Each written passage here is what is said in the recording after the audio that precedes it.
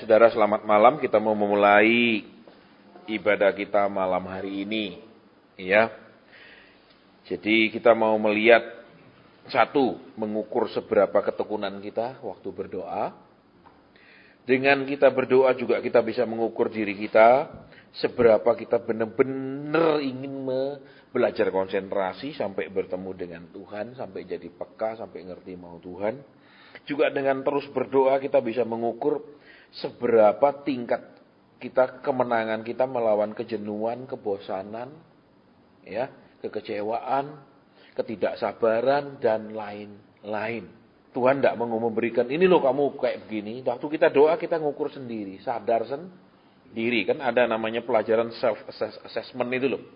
Ya, jadi nilai diri sendiri, ngukur diri sendiri kita bisa langsung dengan waktu kita berdoa. Terus bagaimana hubungan kita dengan Tuhan? Apakah hubungan itu dingin, beku? Atau hubungan itu sebuah hubungan yang hangat?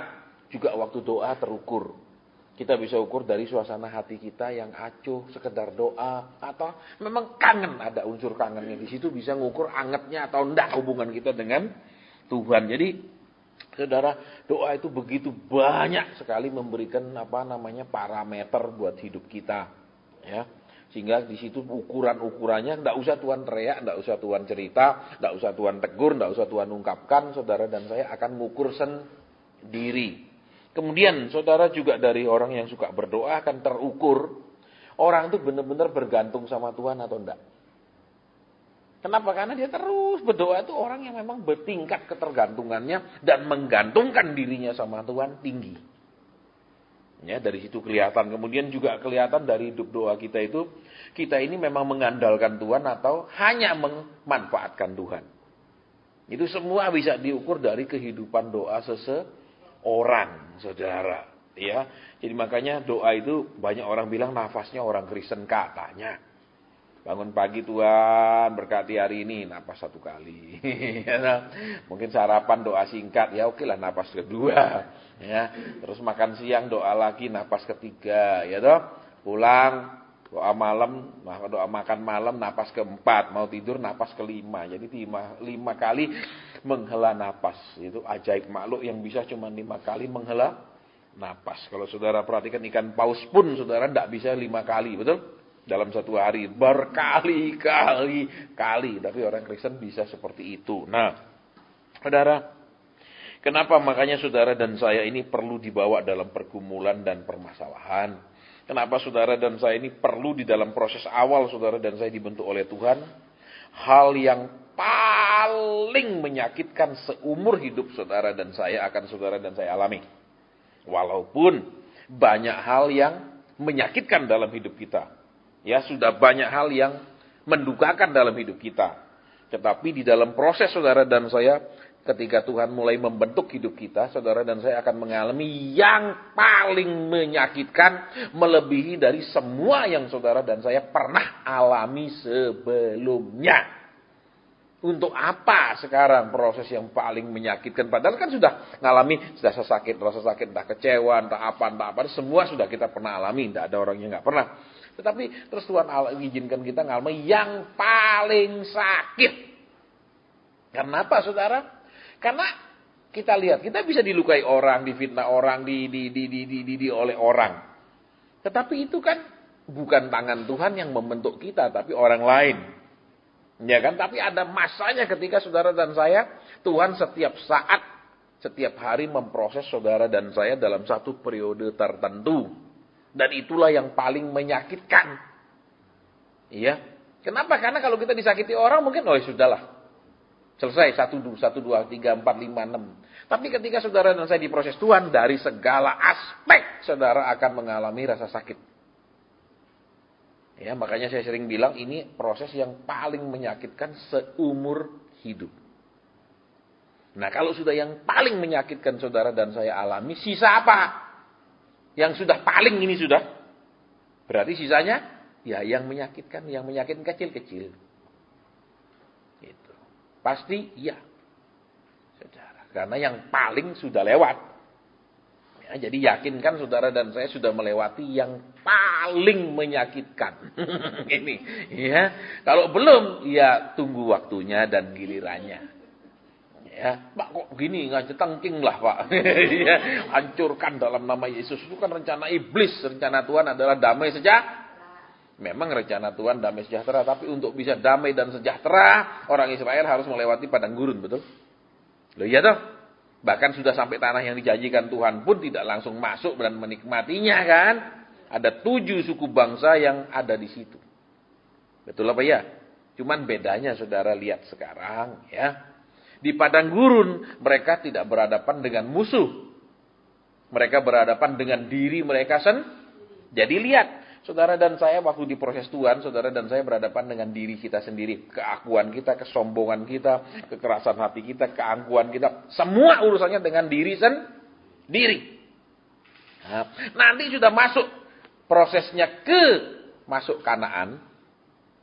Ya, nyebrang sungai Yordan, saudara dan saya baru akan berhadapan dengan yang lain-lain. Tapi kalau kita sudah dibereskan diri kita, akan lebih mudah berhadapan dengan orang lain. Contoh, ya kita punya luka batin, jadi tersinggungan, gampang salah paham, gampang curiga. Misalnya seperti itu kalau orang luka batin, ya. Ini terus Tuhan sudah bereskan luka batin kita, besok kita bertemu dengan orang lain, ini lebih mudah. Walaupun orang itu tidak menyenangkan, walaupun orang itu gimana-gimana, tapi karena kita sudah sembuh, untuk berhadapan dan menerima perlakuan yang tidak menyenangkan itu lebih mudah daripada kita belum sembuh. Karena kalau orang luka batin, tersinggungan. Orang luka batin, keras kepala. Orang luka batin, tidak menyenangkan karakternya. Saya banyak ketemu orang yang salah ajak ngomong, salah paham. Ajak ngomong, pikirannya kok begini. Ini orang-orang luka batin, saudara. Nah, terus lihat, ya. Jadi di padang gurun kita berhadapan dengan diri kita sendiri.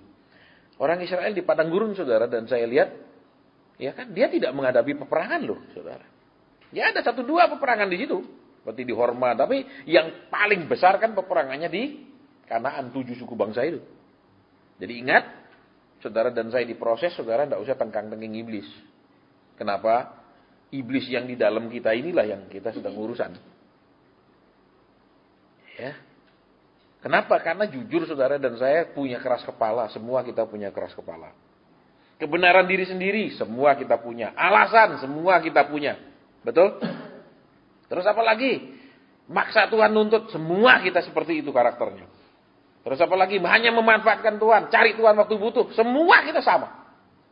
Jadi, itulah yang mau dihancurkan Tuhan. Jadi saudara dan saya sedang Tuhan sedang membereskan manusia lamanya sampai manusia lamanya mati. Caranya dimatikan gimana? Dibawa ke masalah, saudara dan saya coba keluar dengan pengalaman, kepintaran, pendidikan apapun tidak mampu. Itu loh saudara. Jadi saudara dan saya akan dibawa ke liang tutupan, ya. Saudara dan saya dicemplungi ke sana tidak mungkin bisa naik. Kecuali dari atas membuka liang tutupan itu dan menarik saudara naik ke atas. Itu saja. Coba naik, tidak akan pernah bisa. Ya kalau saudara pernah pergi Israel kan, pergi gereja gereja yang sekarang jadi yang di atasnya itu loh, yang gambar ayam itu. Gereja ayam tuh. Kan di bawah, itu kan tempat dulu rumah imam besar. Dan penjaranya itu di bawah kan, di liang tutupan. Tidak bisa naik, kecuali jadi Spiderman. Ya, karena itu lubang. Nah, jadi di sini saudara dan saya mengerti apa. Saudara dan saya akan begitu direndahkan. Kepintaran kita, kemampuan kita, pengalaman kita, teman dan segala macam semuanya jadi 0. Ya, semuanya jadi 0. Jadi waktu saudara dan saya di padang gurun kuncinya 1. Ya, jangan tengking setan, ini tidak ada hubungannya dengan setan di padang gurun. Hubungannya dengan setan di dalam kita, yaitu manusia lama. Ini yang pertama. Yang kedua, saudara, waktu saudara dan saya di padang gurun, ya, tidak usah berharap kepada siapapun. Karena di padang gurun prosesnya adalah, di sana kan jelas kalau saudara baca, padang gurun itu tempat yang tidak ada orang huni, betul? Berarti kalau saudara dimasukkan sana, saudara berharap orang datang, orang nolong, keliru. Itu tempat tidak ada orangnya. Halo? No. Kalau saudara berharap ditolong berarti jin yang datang, betul? Jadi yang kedua ini, saudara. Kenapa? Oh, mungkin si Anu nanti tolong saya. Mungkin si Anu stop. Orang-orang itu akan dijauhkan oleh Tuhan dalam hidup kita. Orang-orang itu dibuat tidak tergerak sama sekali ngurusi kita. Tolong perhatikan. Supaya kenapa? Supaya saudara dan saya hanya mengarahkan mata ke Tuhan. Ini loh, di proses ini banyak orang kecewa sama orang. Kok dia tidak bantu saya? Kok dia tidak tolong saya? Kok dia... Ingat, sifat padang gurun itu seperti itu. Iya, padang di mana tidak ada manusia di sana. Kalau saudara pernah dari Kairo pergi ke Israel, itu kan memang tidak ada manusianya, saudara. Iya, yang banyak onta gurun itu, yang burunya banyak itu. Ya kan, oke lah, sekarang ada orang Beduinnya, ya dong, ada cukup lah. Terus ada kota Saint Catherine itu. Ya, tapi kan secara garis besar daerah itu, saudara cari satu pohon pun tidak ketemu kan. Yang ada cuma semak-semak sampai hari ini kan. Dengan kemajuan teknologi pun tempat itu sampai hari ini cuma semak-semak. Kenapa tidak bisa dihijaukan? Ya kan saudara, jadi kembali ke sini coba renungkan dulu. Padang gurun membuat saudara dan saya tidak berharap ke manusia. Padang gurun membuat saudara dan saya hanya harus memandang ke Tuhan. Ini, jadi kalau masih berharap ke manusia di padang gurun pasti kecewa dan pasti prosesnya berulang. Supaya kenapa saudara dan saya hanya berharap ke Tuhan? Kembali. Saudara, kembali memang arahnya Tuhan bilang arahkanlah matamu kepada Tuhan. Maka engkau tidak akan tersipu-sipu malu. Jadi orang yang hanya berharap ke Tuhan tidak akan malu. Tapi orang berharap ke A, si B, si C, kadang malu. Wah, dia teman saya pasti dia tolong, ternyata dia tidak tolong. Ini yang kedua, ingat benar-benar ini saudara. Jadi di padang gurun tidak usah kecewa sama orang lain, tidak usah marah sama orang lain, ya, tidak usah kok dia tidak tergerak sih, tidak ada belas kasihan, tidak usah, lupakan. Saudara, ini kuncinya supaya cepat lulus di padang gurun. Kalau tidak, kita akan kecewa. Saya bersyukur saudara dari kecil saya nggak berharap siapapun. Ya, sehingga waktu saya di padang gurun pun saya hanya berdoa, berlutut, tidak ngurusi, tidak ngubungi teman saya, ayo kasih saya kerjaan atau kerjaan apakah, atau ngubungi keluarga saya yang lain yang punya perusahaan atau apa, tidak ada. Ya, pikiran saya cuma aku berharap padamu Tuhan. Aku hanya mandang padamu. Terus saudara lihat di padang gurun, semua harta benda saudara dan saya itu akan dikuras. Entah yang saudara dapatkan dengan cara yang benar ataupun tidak benar. Apalagi cara nggak benar. Kenapa? Disitulah Tuhan sedang mengosongkan saudara dan saya sebelum dia isi dengan harta materi yang kudus. Ya, jadi tidak boleh ada campur. Misalnya dulu kita bekas ya nipu-nipu dikit orang lah. Bekas apa ya ngakal-ngakali dikit lah. Saya mau beritahu saudara, di padang gurun itu dihabiskan Tuhan. Ya. Jadi saya mau sampaikan sama saudara, pengalaman padang gurun itu benar-benar membersihkan harta saudara dan saya. Supaya ya benar-benar harta yang saudara dan saya pegang, harta yang kudus di mata Tuhan. Tidak ada unsur sesuatu yang najis di dalamnya. Tolong diperhatikan ini. Ya, jadi jangan marah, jangan kecewa. Kenapa? Kalau ada sesuatu yang najis itu harus dibersihkan. Tapi kalau Tuhan sudah berikan yang kudus, itu tidak akan pernah ditarik lagi dari saudara. Karena itu sudah memang Tuhan yang beri. Dan itu dari sesuatu yang kudus. Bukan campur baur antara yang najis dan yang kudus. Saya dihabiskan. Nanti dipulihkan, itu uang yang kudus di mata Tuhan. Harta yang kudus. Yang benar di mata Tuhan didapatkannya dengan cara yang benar. Walaupun yang cara kita mendapatkannya tidak dengan tindakan kriminal. Tapi dengan cara yang di mata Tuhan tidak berkenan. Ingat, saudara saya sampaikan ya. Hukum Taurat itu hanya membuat orang tidak melakukan hal yang menyakiti Tuhan. Tapi hukum Taurat tidak membuat orang melakukan yang disenangi Tuhan. Tetapi hukum roh yang akan membuat orang melakukan yang disukai Tuhan. Buktinya, ingat, waktu Kain membunuh Habel, Tidak ada hukum dilarang membunuh. Tetapi Tuhan hukum si Kain. Dasarnya hukuman apa loh? Tidak ada undang-undangnya kok. Salah. Saya pernah tanya itu saudara. Karena saya orang background fakultas hukum. Karena ada di fakultas hukum kita belajar namanya dulum nelectum nulla sine previa lega.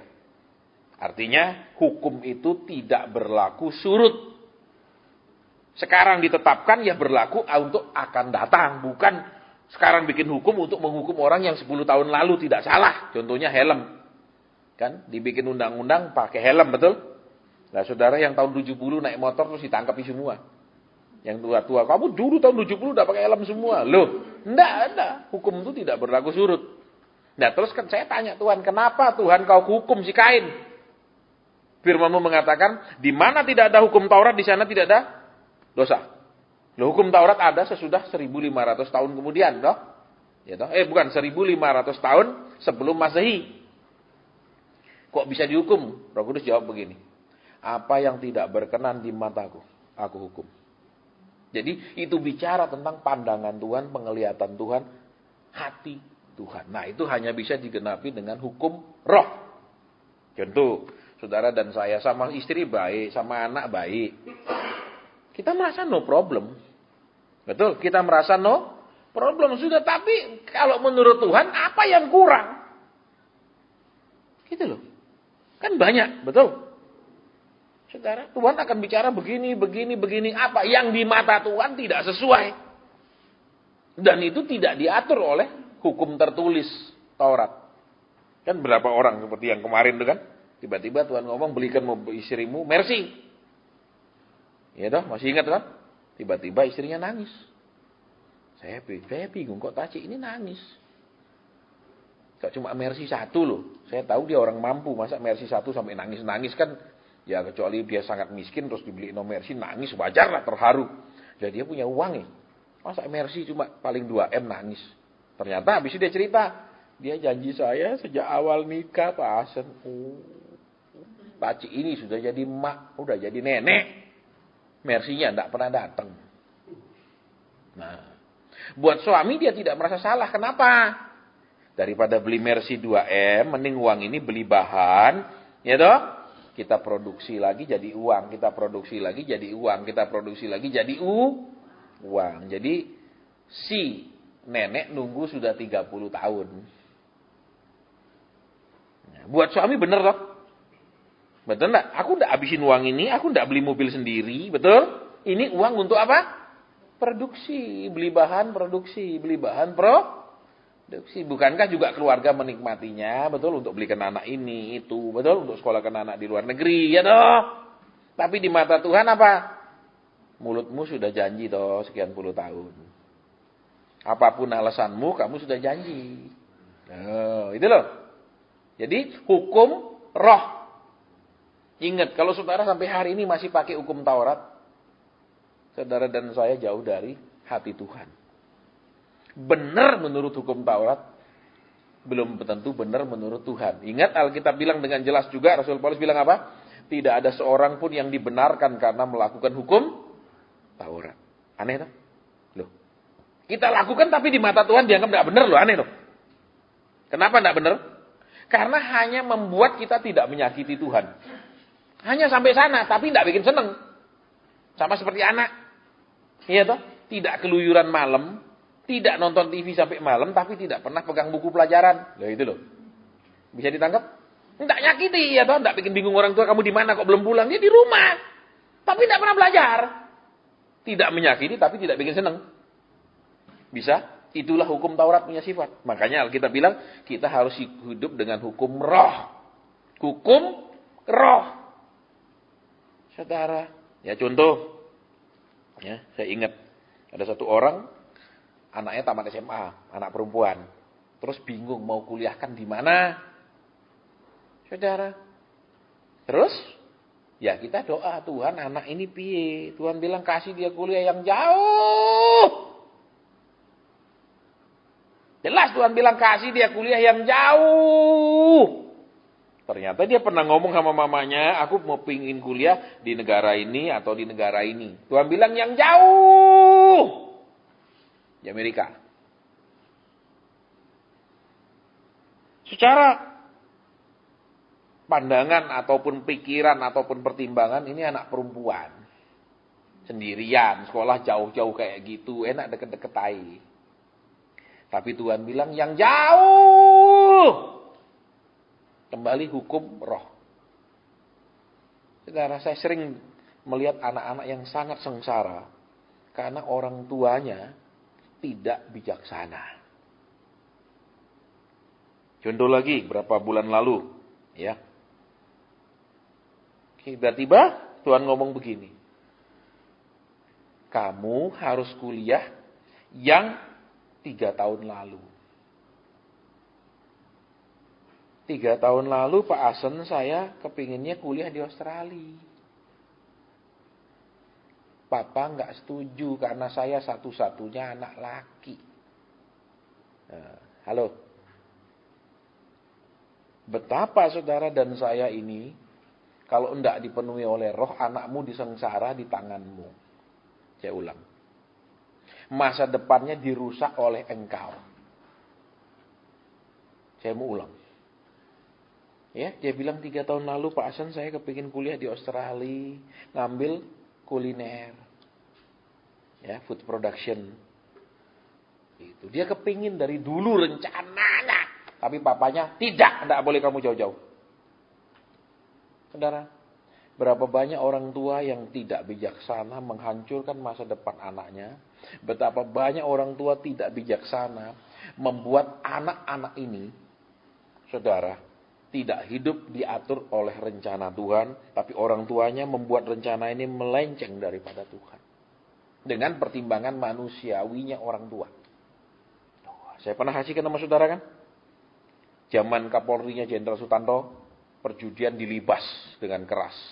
Lah, papa anak ini kerjanya, usahanya adalah bikin meja biliar.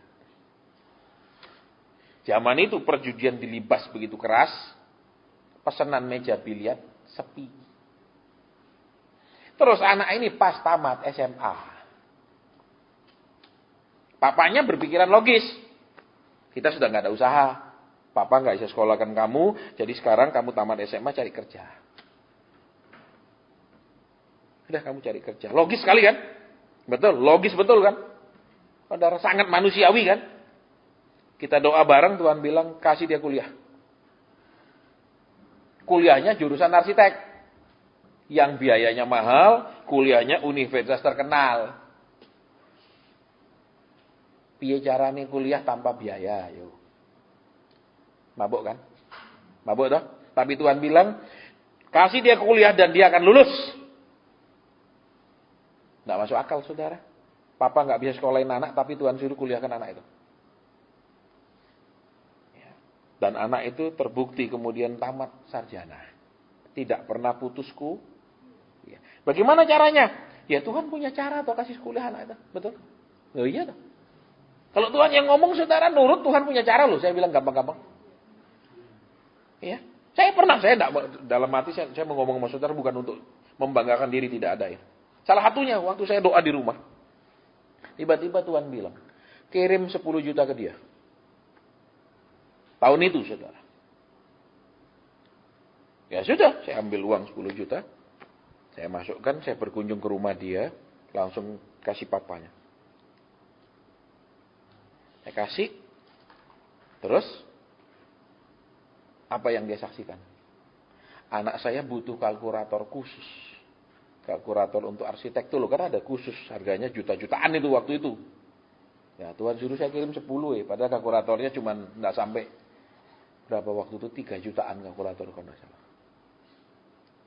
Tuhan bisa suruh orang sampai anak itu selesai kuliah. Dan sarjana. Nggak masuk akal loh. Jadi saudara lihat, engkau jadi orang tua terutama kalau kau punya anak-anak yang masih sekolah, hati-hati. Benar-benar dekat sama Tuhan, jangan rusak masa depan anak itu karena engkau tidak peka sama kehendak Tuhan. Jangan pakai pikiran manusiawimu dan pertimbangan manusiawimu untuk masa depan anakmu itu. Ya, saya harus ngomong seperti ini karena beberapa minggu ini saya dikasih beban lihat anak-anak yang diperlakukan seperti itu oleh orang tuanya. Dia tidak bisa lawan, tidak bisa berontak karena dia tergantung 100% kepada orang tuanya sekarang secara materi. Jadi ya dia nurut saja. Padahal Tuhan punya rencana lain buat anak itu, saudara. Ya, hati-hati.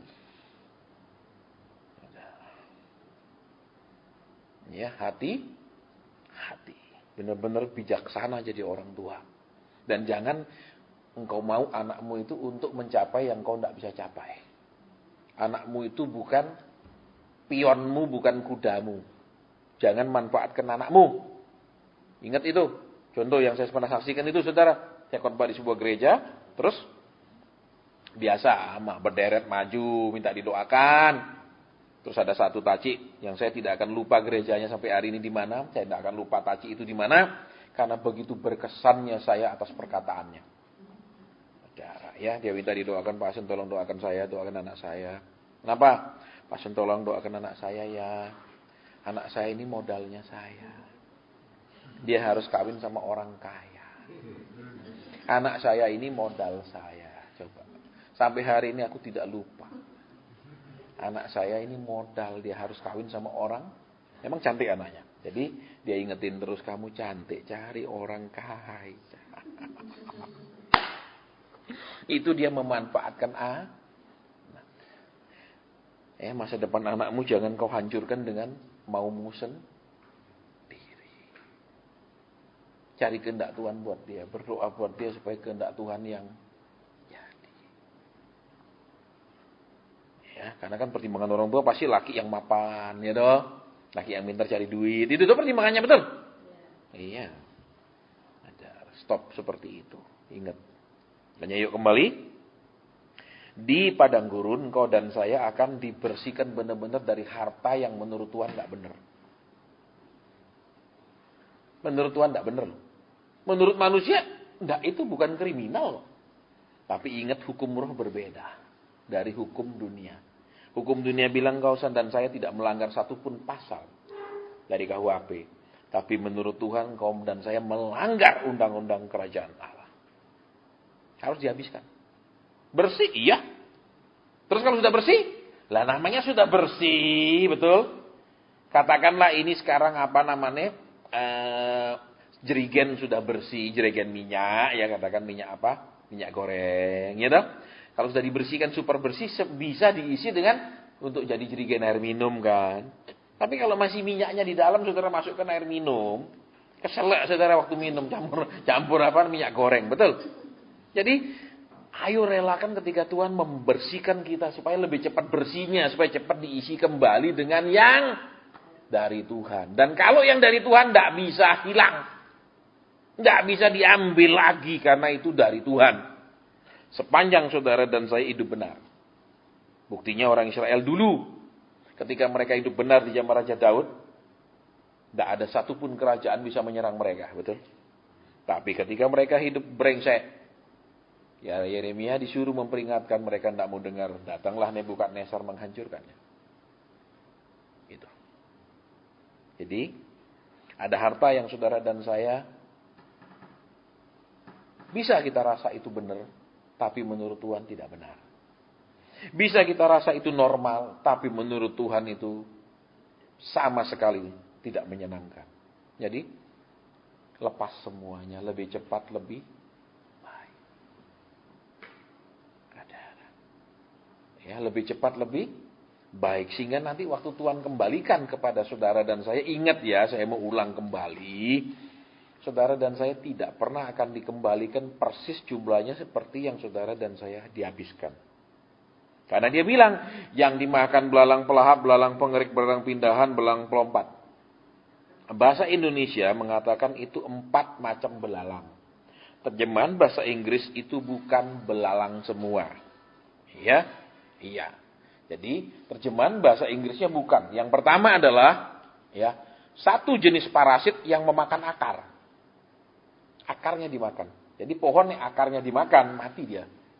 Itu parasit. Yang kedua, ada sejenis ulat yang makan batang pohon. Batangnya dilubangi sampai mati. Yang ketiga, ya, itu ulat yang makan daun. Daunnya dirontok semua. Dan saudara lihat kalau pisang kena angin super besar, ya terus daunnya robek-robek, buahnya tidak bisa bagus. Ya. Terus kalau saudara coba aja lihat, kalau pohon itu mau berkeluar bunga, keluar buah, masih daun dulu. Betul? Lah daunnya dihabisin sama dia.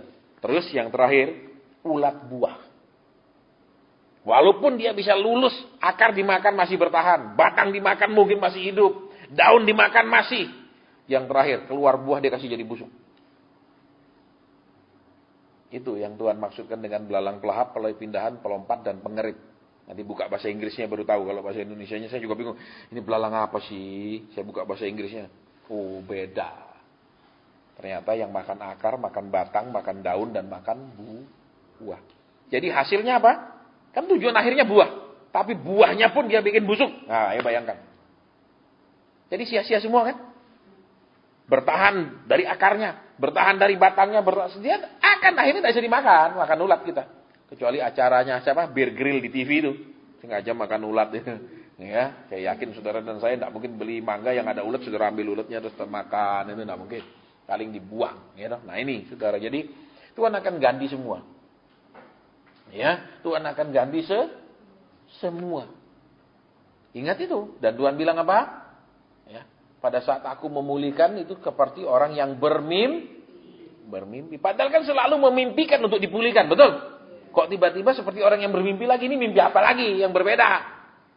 Karena saudara dan saya tidak akan pernah memimpikan waktu dipulihkan. Lebih daripada yang kau dan saya pernah pikirkan dan bayangkan. Itu saudara pemulihannya. Kan saya tidak pernah cerita sama saudara, kalau saya masih kerja jadi manajer hotel, gaji saya sebulan sekian, ya toh. Kalikan 12 per tahun toh, kalikan 16 tahun saya tinggalkan pekerjaan, totalnya sekian. Gampang toh dijumlah. Betul. Waktu Tuhan kembalikan sama saya menganga. Saya totalin aja 1 bulan, aku dulu jadi manajer gaji sekian, kalikan 12 bulan, kalikan 16 tahun aku masuk padang gurun, totalnya cuma sak ngene.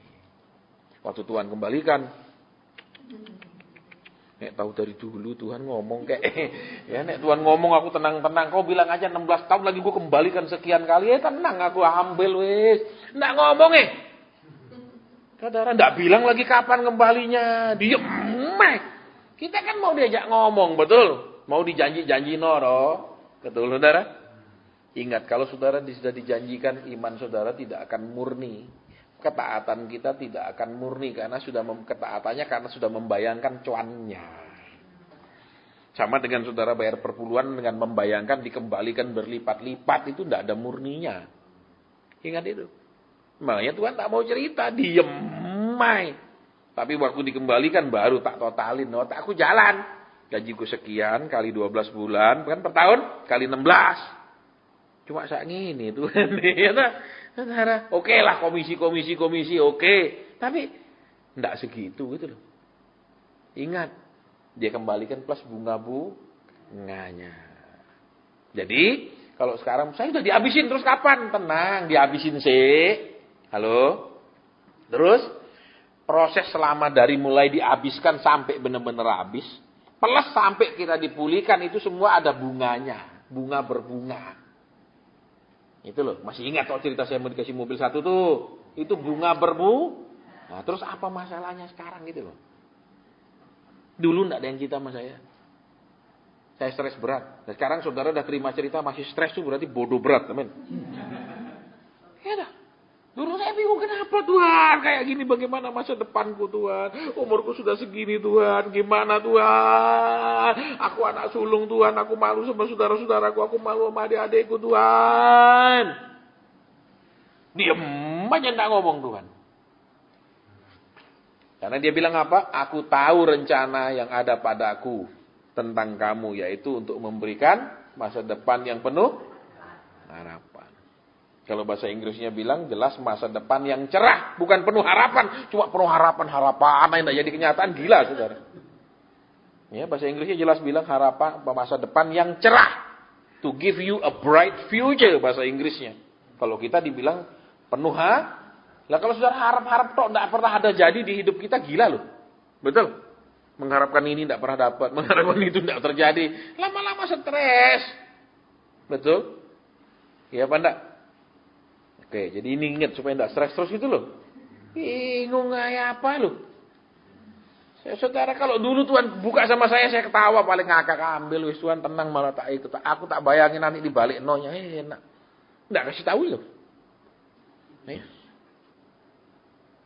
Ya, ayo bersukacita, makanya bersukacitalah dalam jangan ngeluh terus ketika berharap, jangan kecewa, putus asa, malas doa. Berakhir dengan ya sudahlah terserah Tuhan, mau jawab enggak jawab ya sudah. Itu kan penyakit kalau ngomong begitu, Saudara. Itu kesombongan. Seperti tidak butuh Tuhan. Itu keangkuhan, Saudara, tidak mau direndahkan Tuhan. Bisa Tuhan beri saya kekuatan waktu direndahkan. Beri saya kekuatan dan kemampuan melewatinya Tuhan. Benar. Ya masalah dikembalikan, saya bilang terlalu amat kecil, Saudara, buat Tuhan. Betul. Lah, langit dan bumi dia ciptakan untuk siapa? Apa untuk binatang? Itu. Enggak, Pak, yang utama pasti untuk anaknya, Pak. Udah pasti kan? Betul, Saudara. Nah, terus sebentar lagi dia memusnahkan semua, paling dia bilang ya sudah kamu nikmati sebelum aku musnahkan, kan begitu. Ayo lah, makanya sekarang di sini ya, Saudara ya. Kalau kita sudah jatuh cinta sama Tuhan, Tuhan enggak takut kasih apapun. Tapi kalau karakter kita hanya sampai cari Tuhan karena butuh tok, ya Tuhan takut. Kenapa? Nek aku kasih dia susah lagi aku kendalikan anak ini. Nek aku kasih dia hilang-hilang terus dari aku. Betul? Ya apa enggak? Nek dia butuh dia datang. Minimal Tuhan lepas kangen, betul? Ya apa ya? Ayo belajar mengerti tentang yang namanya kenapa Tuhan itu disebut Bapa. Saudara, memang kalau kita lihat Bapa jasmani kita banyak kelemahan dan kekurangan, tapi Bapa di surga sempurna. Ya kan? Daud mengerti kan sampai dia bilang apa? Sampai masa tua aku yang menggendong kamu. Saudara, yang namanya digendong itu dekat apa enggak sih? Yang namanya dipeluk itu dekat apa enggak? Lah itu yang Tuhan mau tetap dekat, tetap bisa dipeluk, disayang gitu loh yang dia mau. Saudara, kita mau berubah, Saudara. Ya.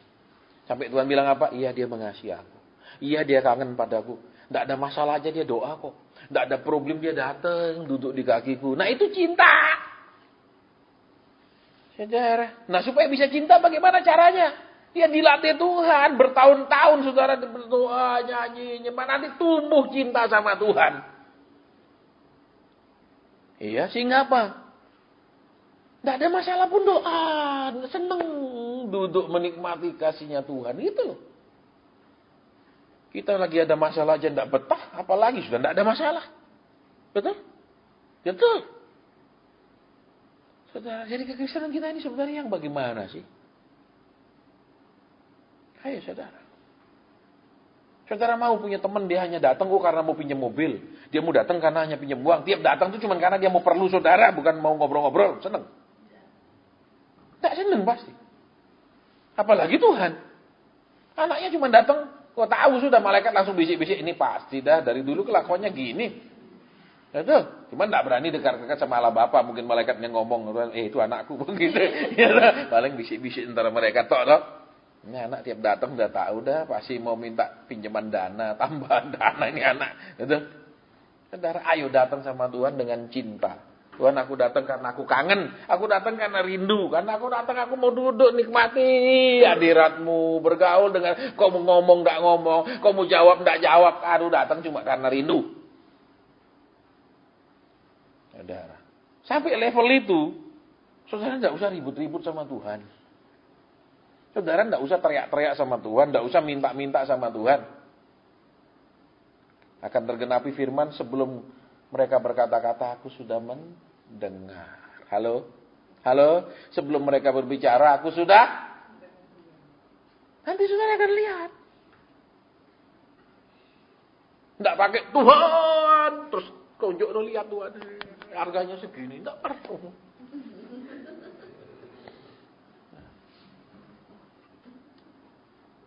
Jadi makanya pengharapan tidak Duit tuh kan, duit. Itu susah. Saudara, kesaksian gitu-gitu rasanya enggak penting lah. Itu aku enggak ingin ngalami, yang penting aku ngalami kelimpahan oke gitu. Saudara, Tuhan kasih. Lah Tuhan tahu tuh.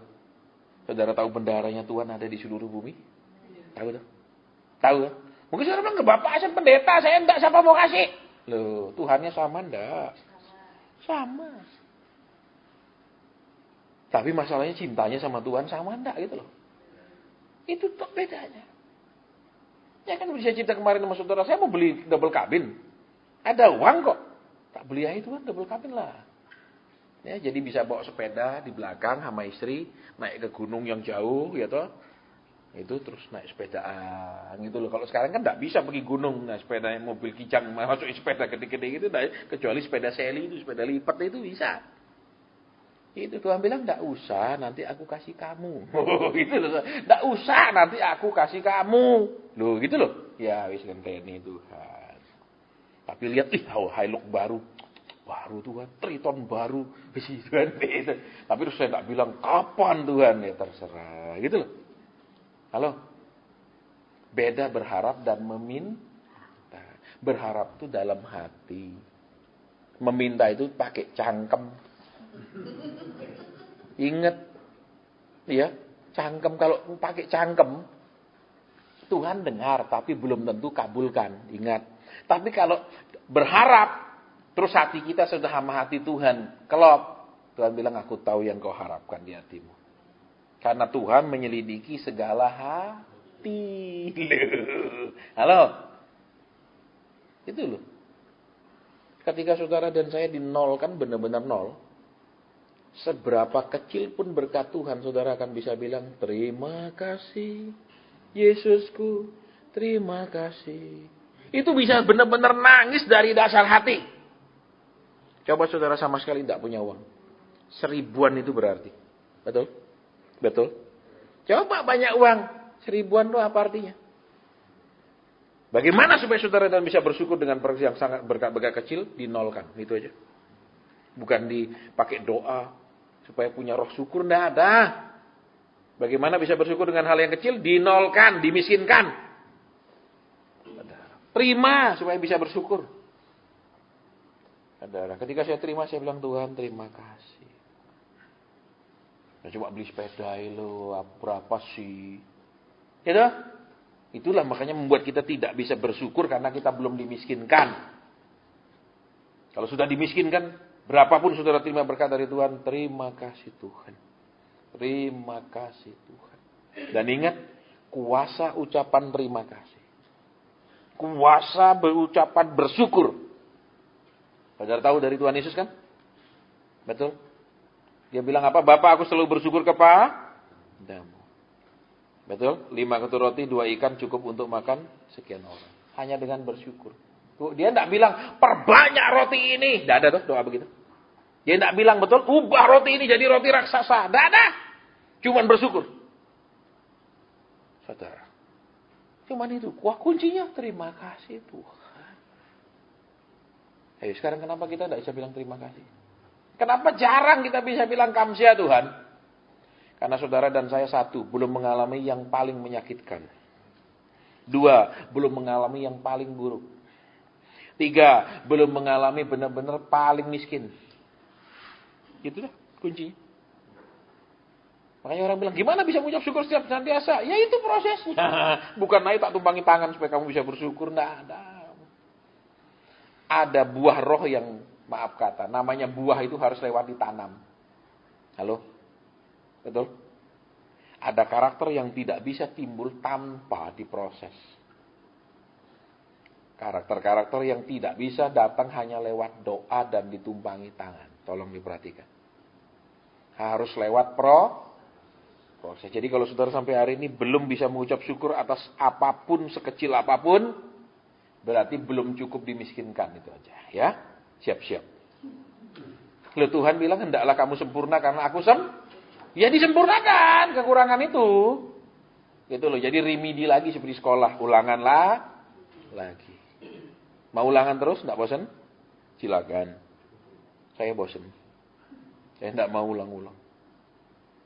Makanya sampai sekarang pun saya tidak bilang keluarkan saya Tuhan dari proses ini, tidak. Saya diam saja. Kapan Tuhan mau keluarkan saya lagi dari proses 10 tahun ini, terserah.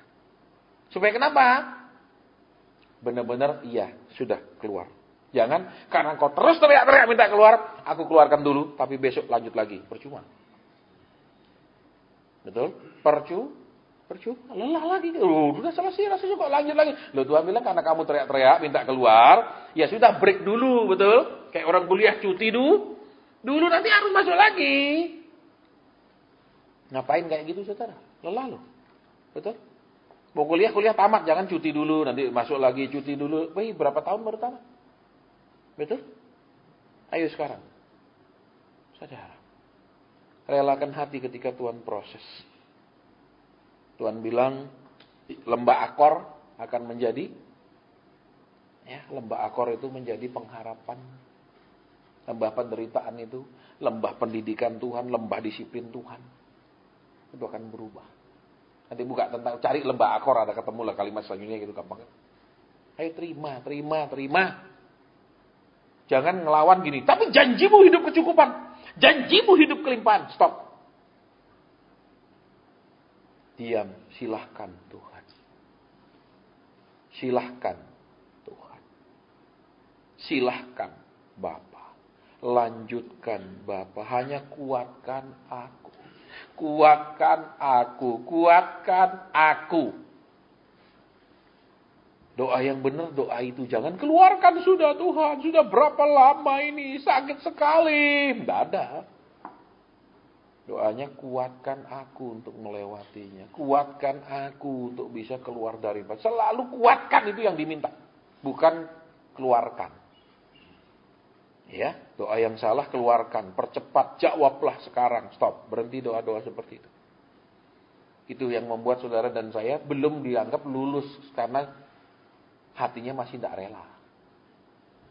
Itu loh, kalau sudah terserah Tuhan. Nah, Tuhan bilang terserah beneran, terserah tak tes. Nah, dites terserah, beres. Gampang dong. Betul? Gampang diucapkan dan diceritakan nek wis lewat. Gitu, saudara. Ya, nek belum yo nangis saya cerita. Jangan berpikiran saya tidak pernah nangis. Di proses nangis, saudara. Ya, nangisnya tempatnya keren lagi. Di tepi pantai. Di situ saya menangis. Saudara, karena di sana saya tanam rumput laut. Tiap malam tuh geletak di pasir berenung, lihat bintang dengan air mata. Kenapa hidup saya kayak gini? Salah saya apa? Kok kayak gitu loh, saudara? Ya salah merenungi nasib dan Tuhan tidak kemudian datang bilang tenang, tidak ada. Tidak. Ya, tidak. Saya ingat sampai hari ini pantai tempat saya menangis. Hampir 1 tahun di situ saya. Ya. Saya diproses Tuhan dan tidak terima usaha ini, usaha itu dan semua hancur. Ingat, ketika kita diproses Tuhan, apapun yang kita kerjakan akan disebut gagal. Ya, apapun yang dikerjakan disebut gagal. Tapi kalau sudah lulus, apapun yang dikerjakan, dia akan dilakukan, dia tampur tangan Tuhan, akan berhasil, akan diberkati. Ya, ini tanam benar-benar, saudara. Jadi sekarang ayo, apa sih yang membuat saudara dan saya tidak rela? Ya kembali gengsi. Tidak ada seorang pun yang ingin dibuat jadi tidak berarti. Ya kan? Kedua, harga diri. Tidak ada seorang pun tidak ingin orang lain hargai dia. Semua orang ingin orang lain hargai dia. Semua orang ingin orang lain memandang dia, bukan dengan sebelah mata. Saudara tinggal pilih. Di padang gurun saudara pilih, dihargai Tuhan atau dihargai manusia. Tidak bisa jalan barengan. Tidak bisa jalan barengan. Karena manusia hanya menilai kekayaan, kesuksesan. Sedangkan Tuhan menilai ketekunan dan ketaatan. Sama sekali tidak ada hubungannya. Ya, terima baik Tuhan. Terus di padang gurun hanya makan mana. Halo, tidak ada tambahan lain, betul? Jadi apa? Bicara tentang bagaimana kita dengan keterbatasan dana dan lain-lain menyambung hidup. Terima, tidak usah ngomel. Kenapa? Lah buktinya kan tidak seumur hidup kau begini. Buktinya dulu makan semau-maumu, betul? Loh iya apa enggak? Makan seakarap kita atau makan sepuas kita, makan semewah yang kita mau. Nah sekarang kalau di-cut dulu kenapa sih ngamuk-ngamuk? Kecuali seumur hidup belum pernah ngalami sampai sekarang baru ngeluh. Dari seumur hidup Tuhan aku tidak pernah makan steak Tuhan. Ya, bolehlah ngeluh. Ini kan cuman sudah pernah makan, sekarang agak dikurangi. Kenapa sih ngamuk terus halo? Halo? Itu loh. Jadi nikmati, kenapa? Nikmati proses ini. Nikmati. Saya pun menikmati proses ini, saudara. 10 tahun, sudah 10 tahun 2 bulan ini berjalan. Ya, 10 tahun 2 bulan ini. Ya, bulan 5 ini masuk bulan ke 10 tahun masuk plus 2 bulan. Belum? Jadi sudah 122 bulan. Itu loh. Tinggal dikalikan 365 hari sudah berapa? Kalikan 51 minggu. Kalikan lagi 24 jam. Kan? Itu saudara hitunglah. Amin. Ya sudah nikmati Tuhan terserah.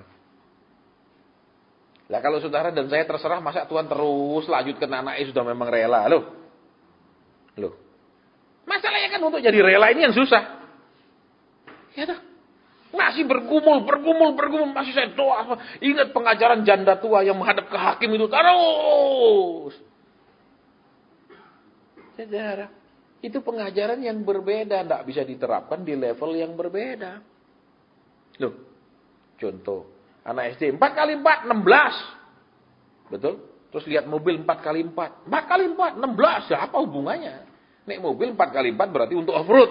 Bukan 4 kali 4 sama dengan 16. Ya, saya tidak tunjuk yang di sini yang beberapa hari lalu agak sedikit ramai. Saya tidak tunjuk. Ya, kenapa? Roh. Sekalipun aku secara badani tidak hadir. Secara roh aku hadir. Pernah dengar ayat itu? Ya. Saudara pikir itu ayat omong kosong? Itu terbukti. Itu bisa saudara alami ini apakah? Ketika orang rohnya kemudian rohaninya ini jerunup. Benar-benar seperti putus asa. Seperti remuk. Saudara bisa rasa. Waduh kok dia gitu di rumah. Gitu loh. Kan Tuhan bilang kita ini kawan sekerja Allah. Lalu Tuhan bilang tuh loh. Kayak gini. Jadi dikasih informasi. Jadi tidak usah munafik di depan gini. Saudara duduk bareng berdua gini. Tidak usah munafik. Ya. Gitu. Cuman ya Tuhan. Tolong mereka Tuhan. Jangan meletup waktu di proses. Ini bikin lama semuanya. Loh kita sebagai hamba Tuhan kepingin saudara itu melihat orang-orang itu sukses. Bukan karena nanti ada perpuluhan. Tidak ada otak kita seperti itu saudara. Ya, pengajar bisa karena itu mentalnya. Pengajar bisa seperti itu mentalnya. Tapi seorang yang punya pembapaan tidak bisa mentalnya seperti itu. Yang kita kepingin mereka jadi. Mereka ngalami janji Tuhan. Tidak ada kita pikir kalau ngalami kita komisi. Tidak ada. Kesukaan kita lihat orang nuruti Tuhan, nyeneng no Tuhan, itu kesukaan kita. Ya, ayo sekarang. Di proses ini jangan meletup-letup terus lah, cukup sudah. Ya, gitu loh. Kita ini kan nikah bukan anjing dan kucing dinikahkan, betul? Betul loh, saya ngomong ini kan bukan anjing dan kucing. Ya lah, sudah cukup. Nek kita mau sensitif ngomong, sorry aku lagi banyak pikiran. Itu lu ngomong. Jujur sama pasangan, dukung aku doa. Tidak karu-karuan meletop-letop gitu loh. Ya, ayo sekarang makanya. Rela hati. Iya sudah Tuhan. Nek masih ada yang Tuhan mau bersihkan harta saya, bersihin sudah Tuhan. Karena kalau tidak bersih kan ditunggu terus sampai bersih, baru diisi lagi. Lah saudara kepinginnya cepat diisi. Tidak mau dibersihin sampai kapan gitu loh. Ayo. Siapa yang lebih jenuh siapa gitu. Ya, anak kepingin besar. Saudara yang lebih sebagai orang tua yang kepingin lihat anak itu lebih besar, betul? Ya kan karena dari kecil saudara lihat dia kan baru tahu, sudah agak besar udah tahu dia sebagai manusia baru punya pikiran. Saudara masih bayi umur 2 bulan tahu apa yang terjadi, saya pun tidak tahu. Betul? Mungkin waktu 2 bulan Tuhan belum taruh hadis di otaknya untuk ngerekam. Betul? Siapa yang ingat dia waktu umur sebulan ada? Ada? Siapa yang ingat dia waktu umur setengah tahun ada? Ini pemberesan sama Tuhan. Terus kalau ada masih Tuhan mau tegur, saya tegur. Kalau ada yang masih tidak beres, saya Tuhan tegur, sudah saya rela. Saya rela, tapi ingat, jangan dengan motivasi supaya cepat dijawab. Iya, mau ditegur supaya cepat itu tidak laku. Mau ditegur supaya apa? Supaya aku berkenan di hadapanmu. Supaya aku menyenangkan engkau. Itu loh. Benar. Ya, supaya aku menyenangkan engkau. Kalau alasannya ya tegur tapi cepat jawab. Lah ini kenapa? Siapa mau nih gitu, betul? Oh ini jangan mau ditegur melembutkan hati hanya karena supaya dituruti. Itu kan akal-akalan. Ayo pemberesan sama Tuhan. Tuhan ampuni kalau selama ini aku mau ditegur-tegur supaya cepat dijawab. Aku salah motivasiku, ampuni. Bukan untuk nyenengkan engkau, tapi semata-mata supaya aku memenuhi syarat dijawab. Itu kan ngawur. Itu kan tidak tulus. Tapi Pak Hasan saya punya anak banyak. Saya cinta anak saya. Terus kalau Tuhan bilang kamu cinta anakmu, kamu pikir kamu lebih mencintai anakmu daripada aku cinta kamu gitu? Iya. Kamu punya cinta sama anakmu lebih daripada aku cinta kamu, kata Tuhan begitu. Betul? Pasti Tuhan lebih cinta kita daripada kita cinta keluarga kita, ya Pak? Ya Pak? Kita pernah kasari mereka, kita pernah jahatin mereka. Tuhan pernah begitu? Enggak. Jadi jangan sok alasan. Ya, engkau bisa cinta anakmu dengan bukti engkau taat sama Tuhan. Kalau engkau tidak nurut Tuhan, kau bilang cinta itu bohong. Karena hanya keturunan orang benar yang akan diberkati. Kita tidak benar terus ngaku cinta anak. Kepingin anak diberkati, ayo nurut sama Tuhan, taat. Jangan bilang, saya kasihan sama anak saya. Gimana? Engkau tidak nurut Tuhan, kasihan apa? Engkau taat sama Tuhan, Tuhan mengurus anak-anakmu. Jadi kalau saudara jangan alasan aku sayang anakku, tapi engkau tidak taat sama Tuhan, itu bukan sayang. Ya, nah itu bukan sayang. Ayo perhatikan ini benar-benar saudara. Sekarang rela. Tuhan, aku tidak minta pemulihan. Tapi kalau masih ada yang mau dibersihkan, bersihkan. Kalau masih ada yang kau mau ambil, ambil. Doanya begitu. Halo? Loh. Saudara, sekitar 2 minggu lalu, saya ingin mundur dari pelayanan. 2 minggu lalu. Saya bilang sama Tuhan, Tuhan, aku tidak bisa menyenangkanmu, aku malu. Aku tidak bisa Tuhan menyukakan hatimu, aku malu. Dan seorang hamba yang tidak bisa menyukakan hati tuannya harus mengundurkan diri. Seorang pegawai yang tidak bisa kerja baik seperti mau tuannya, dia harus pergi. Keluar. Karena saya lagi emosi dan marah. Saya lagi kesel, saya marah, saudara. Ya. Kadang-kadang orang datang ke PD cuma karena lagi butuh. Betul? Betul? Loh. Saudara perhatiin enggak bulan kemarin ada yang enggak pernah datang tiba-tiba datang lagi? Perhatikan toh? Betul. Terus datang ngapain? Bawa orang toh untuk didoakan. Ya apa enggak? Betul enggak? Perhatiin, saya perhatiin. Loh. Ya apa enggak? Terus apa? Ada juga yang bawa orang untuk konseling. Walaupun enggak bilang sama saya minta konseling, tapi berharap.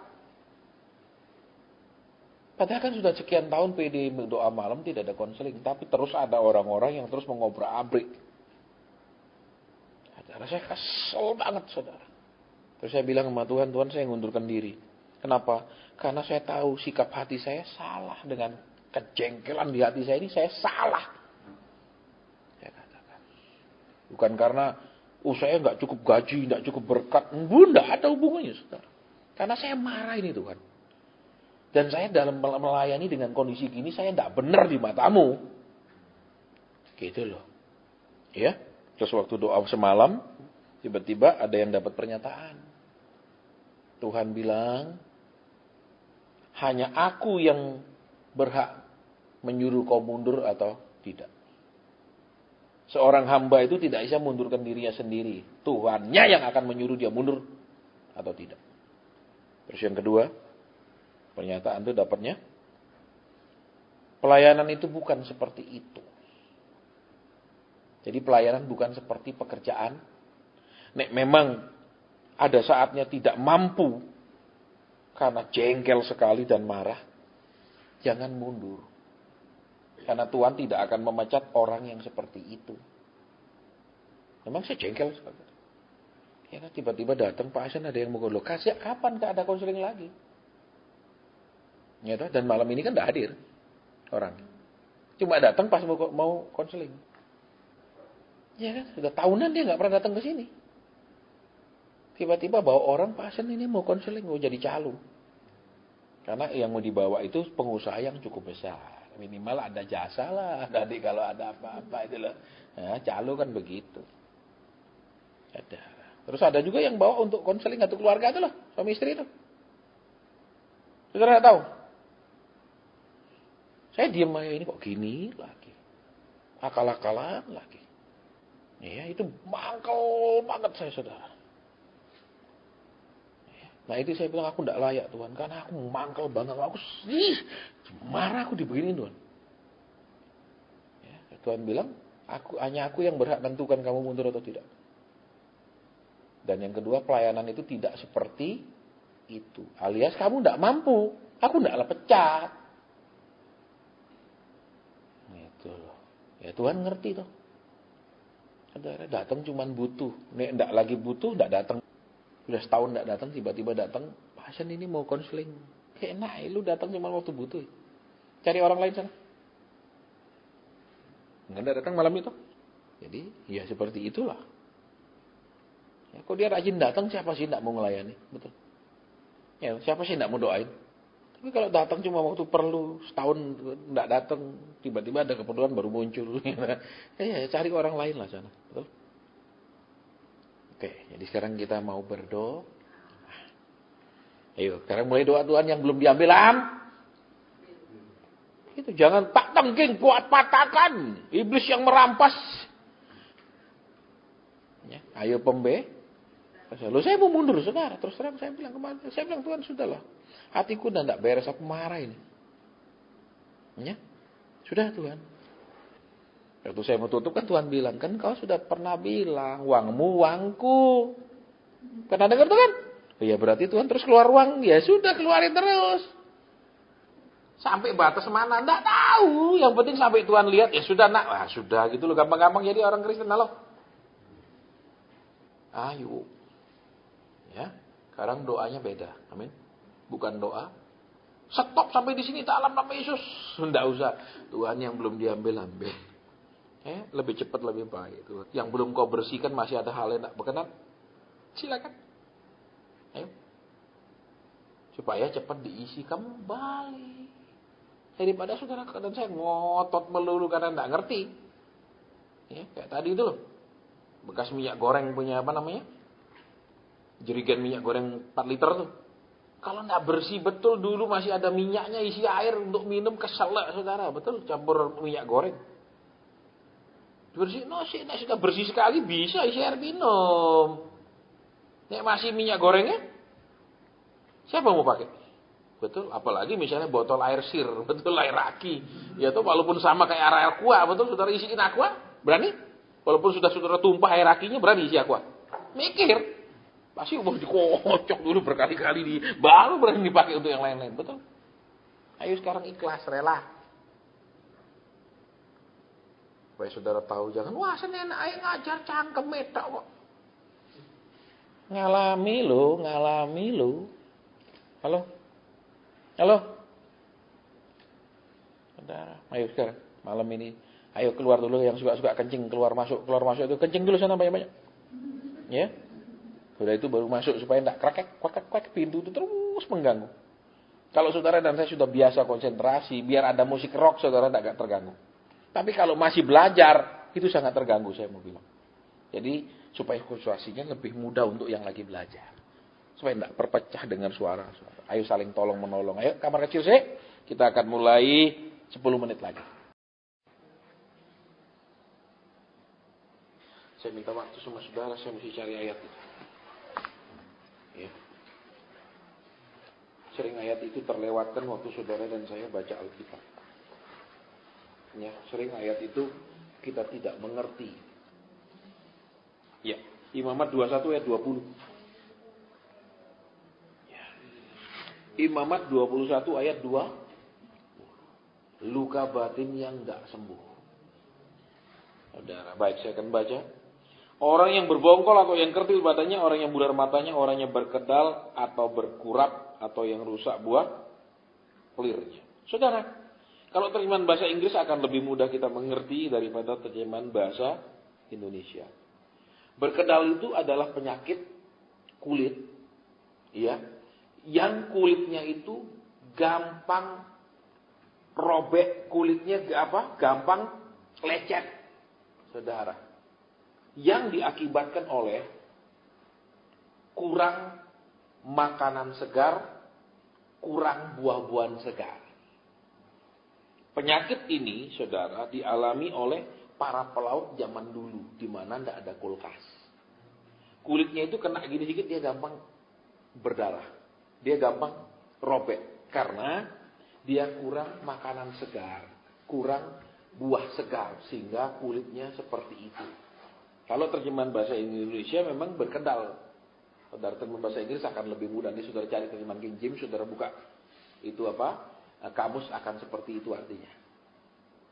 Ya, yaitu apa? Karena kita selalu disakiti, kita tidak pernah menerima perlakuan yang menyegarkan jiwa. Kita tidak pernah menerima sikap orang yang menghargai kita. Semua istilahnya makanan basi yang kita terima. Ya, itu jadi jelas seperti itu, berkedal itu. Ya, pelaut zaman dulu kan makanya, ya itu ikan kering. Ya, tidak pernah ada segar karena zaman dulu kan tidak ada kulkas, belum ada teknologinya. Jadi ini penyakit yang disebabkan oleh makanan yang tidak segar, saudara, dan kekurangan buah-buahan, saudara. Ya, jadi ayo, mungkin kita dalam hidup kita banyak diperlakukan tidak enak. Kita selalu seperti makan makanan busuk, terus kita harus telan omongan orang, perlakuan orang, fitnah orang, segala macam. Itu membuat kulit rohani kita menjadi gampang terluka. Orang ini sensitif banget. Orang ini gampang salah paham. Orang ini itu loh. Ngomong sedikit, rasa aku dilukai. Ini penyakitnya. Yang disebut dengan berkedal. Nanti cari terjemahan bahasa Inggrisnya, saudara. Itu jelas. Saudara buka. Artinya di dalam Dictionary of Current English. Dari Oxford punya dictionary, itu artinya. Saudara. Terus, berkurap. Berkurap di sini, saudara, bukan penyakit kurap. Tapi bekas luka yang tidak pernah tertutup sempurna. Yang seperti, salah satunya itu seperti orang kena keloid. Loh, dia bekas luka, buktinya apa?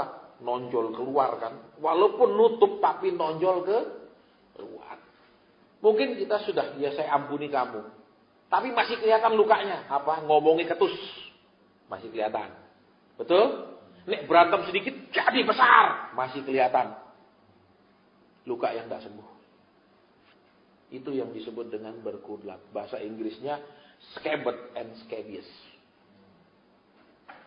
Kalau saudara bilang masa, buka kamus Dictionary of Current English.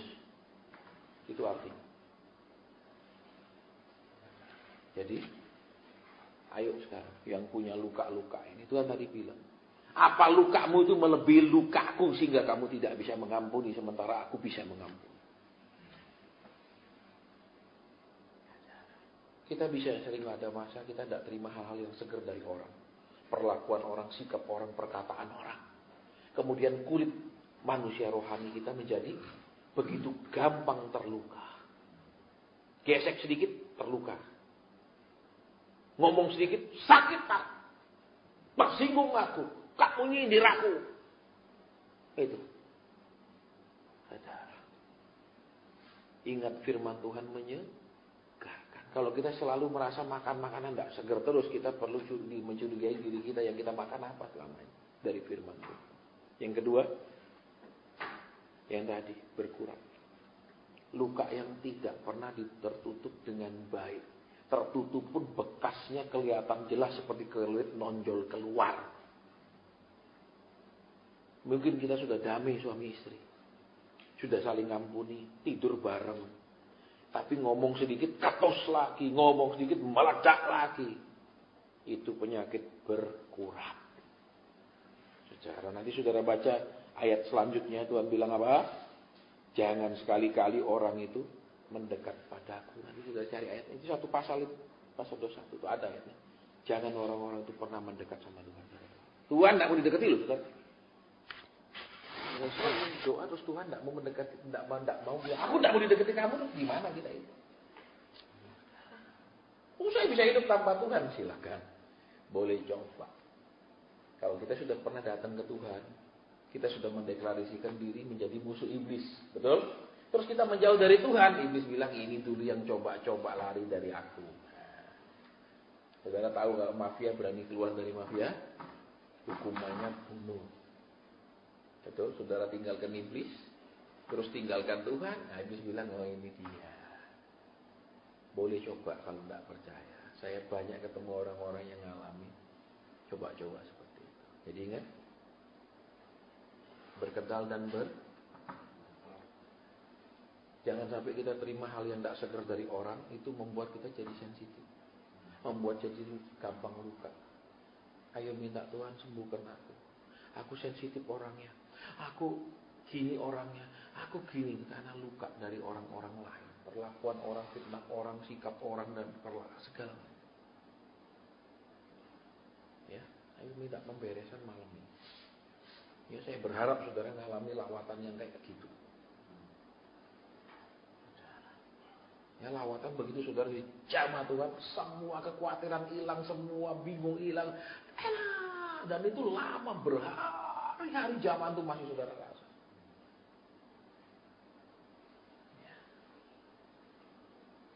Nah, sekarang engkau sudah ngampuni, tapi masih sensitif.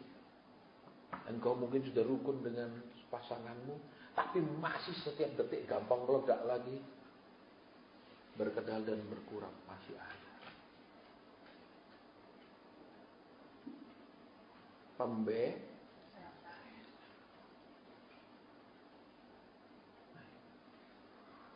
Karena Tuhan ambil, saudara buka di ayat atasnya itu, orang-orang seperti ini tidak boleh dekat kepadaku. Bahkan ayat di bawahnya bilang, ya, jangan mempersembahkan sesuatu kepadaku, kata Tuhan. Ini ayat 20, Imamat 22 ayat 22. Ya, yang berkedal berkurap itu dikatakan Tuhan, jangan mempersembahkan apa-apa sama Tuhan. Tuhan tidak terima. Jadi jangan saudara pikir saudara kasih uang perpuluhan terus Tuhan terima. Nanti buka Imamat 22 ayat 22, gampang hafalnya. Tuhan bilang yang berkedal berkurap jangan. Nanti buka. Ya, di situ orang yang berkedal berkurap, jangan mempersembahkan kepada Tuhan binatang apapun dan lainnya sebagai korban api-apian dan segala. Nanti saudara buka lagi ayat yang lain di situ. Tidak boleh mendekat kepada Tuhan. Nah, itu lengkap. Betul-betul dibatasi orang-orang seperti itu oleh Tuhan. Ayo sekarang. Mungkin kita sudah berdoa. Kita sudah meminta. Kita sudah berubah. Tapi Tuhan bilang selama penyakit berkedal berkurap masih ada. Itu menjadi halangan doa yang luar biasa. Tidak tertembuskan. Ya. Ayo beresin sama Tuhan lagi. Kita mau berdoa. Tiba-tiba Tuhan bilang gini. Peluk.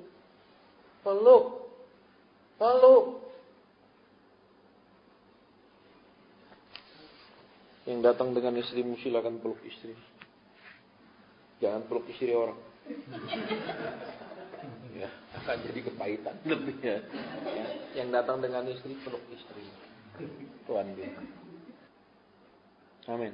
Dengarkan teguran Tuhan. Tetap peluk istrimu yang datang dengan istri. Tuhan bilang. Coba sekarang kau renungkan. Pelukan kasih dengan pelukan hawa nafsu mana lebih banyak, kata Tuhan. Dan katakan coba sekarang. Renungkan. Jujur sama Tuhan. Pelukan kasih atau pelukan hawa nafsu yang lebih banyak, kata Tuhan. Kalau kami berhadapan dengan kekudusan-Mu, kami tahu betapa najisnya kami di hadapan-Mu. Kalau kami berhadapan dengan terang sinar kemuliaan-Mu, betapa kotornya kami. Rubah kami mulai malam ini, mulai pagi ini. Sering memeluk istri karena kasih. Bukan hanya memeluknya karena sedang bernafsu. Tolong kami ya Tuhan. Siap pribadi juga yang istri-istrinya tidak ada di tempat ini ya Tuhan. Terus Tuhan ngomong gini, siapa di sini yang masih makan sendiri?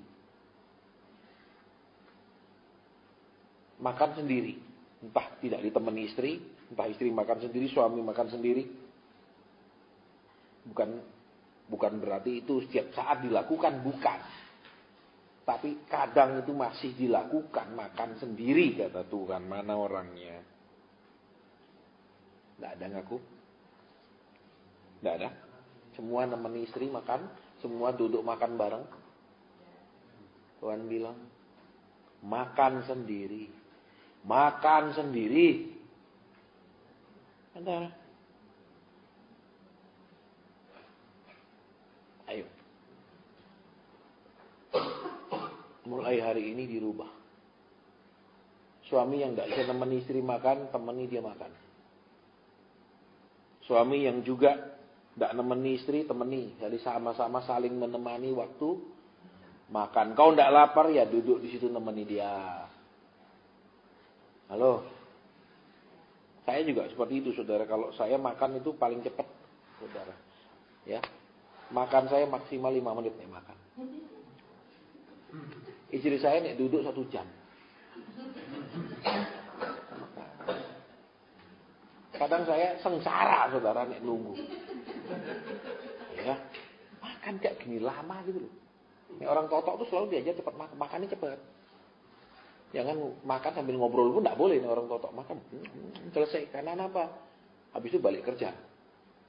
Ya, orang totok tuh kalau cari pegawai dilihat cara makannya. Makannya lambat tidak mau dia terima. Dia harus cepat. Kalau istri saya makan pelan, santai. Ya. Kadang berapa kali saya pergi itu saya rasa saya ditegur bang. Ya udah tak temani duduk, tapi begitu dia setengah tak bilang, aku balik kerja ya. Tak temani setengah karena dia makan suwe bang. Tapi kan Tuhan tahu, saya tak temani lo separuh Tuhan. Ya, gitu karena apa? Aku mau ngedit rekaman sih lagi tak lanjut. Ya, nih Tuhan bilang makan sendiri. Ayo. Ayo. Ya, istri-istri bertobat. Suami-suami saling melah. Saya pun kalau pulang saya cuci piring. Kalau pulang saya bagiannya trika. Saudara istri saya rendam, sikat, masuk mesin cuci, jemur. Kalau jemur saya bagian bolak-balik supaya cepat kering. Terus nyetrika saya, ngelipet istri saya di sebelah. Yang trika satu-satu, dijejer dulu di kursi, nanti dia datang bagian lipat. Itu siap saat kita lakukan. Ya, jadi yuk. Tuhan bilang, makan sendiri. Aku tidak senang kata Tuhan. Nah, ingat hukum roh. Saudara ikut hukum Taurat, Alkitab bilang tidak ada seorang pun yang dibenarkan karena melakukan hukum. Nah, Tuhan bilang aku maunya kamu makan berdua, itu yang menurut aku baik. Nah, ya ayo sekarang makannya berdua. Tuhan bilang makan sendiri. Jelas, saya robah. Makanya istri-istri juga, sudah yang aku udah sediakan sana makan aja. Ini telenovela lagi baik acaranya. Iya kan? Itu betul, saudara. Gitu. Walaupun kau udah siapkan, temani dia makan. Halo, temani dia makan. Jangan sudah siapin makan sudah sana. Betul? Masa mau didulangi? Ini kan kata-kata tajam, betul? Sekarang Tuhan bilang dia mau perbaiki dari hal-hal yang basic.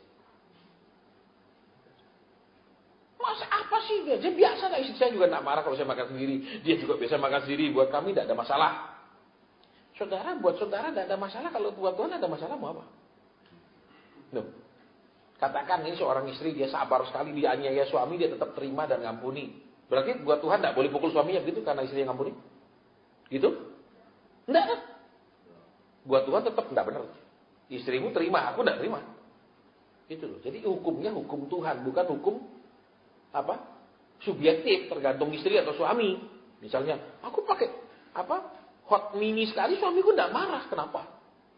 Ya Tuhan yang marah. Ya.